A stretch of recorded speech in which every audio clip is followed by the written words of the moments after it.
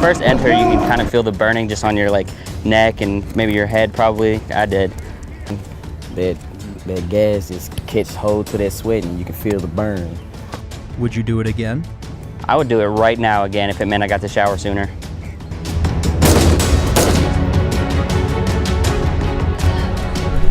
On July 2nd, the cadets of 5th Regiment Advance Camp faced the CS chamber as part of their Cbrne training. Cbrne, which stands for Chemical, Biological, Radiological, and Nuclear, is a set of precautions, technologies, and tactics to deal with unconventional threats. Despite all the equipment, the largest aspect of this exercise is psychological.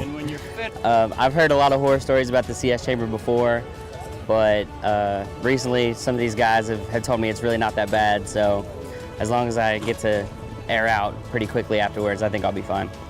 The gas in the chamber, known as CS gas, behaves in a manner similar to tear gas, irritating the eyes, nose, throat, and skin of a target.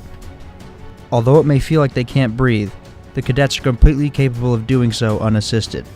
However, once the masks are off, it's up to the cadets to gain control of themselves, their bodies, and their fear to stay calm, relying on their training and camaraderie. Feel glad that it's over, that's for sure. So what was going through your head when you went in that chamber and pulled your mask off? Get out as soon as possible. It sucked just as bad as everyone said, but I mean, it was also just as easy as everyone said. It's just something you have to keep going through. You know, just don't stop and it works out. And I can say that it was a different experience from basic training because they made us sweat before taking off the mask, and basic training we didn't have to just do jumping jacks and stuff inside of there. So, I mean, the main importance is whenever you go in there, you need to remember it's a training environment, you need to trust your equipment and remain calm.